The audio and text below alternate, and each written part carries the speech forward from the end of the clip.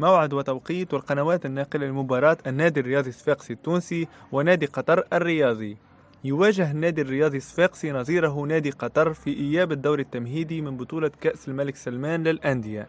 وكان التعادل السلبي قد حسم مباراة الذهاب التي أقيمت على أرضية استاد الطيب المهيري بتونس.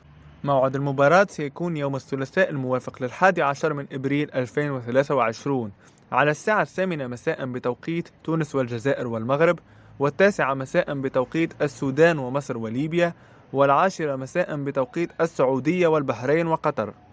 سيتم نقل المباراة على قنوات SSC السعودية وأبو ظبي الرياضية وقناة الكأس ودبي الرياضية. وستلعب هذه المباراة على أرضية استاد نادي قطر الرياضي. ما هي توقعاتكم لنتيجة مباراة النادي الرياضي الصفاقسي ونادي قطر الرياضي؟ لا تنسوا الإعجاب بالفيديو والاشتراك بالقناة ليصلكم كل ما هو جديد، وشكرا.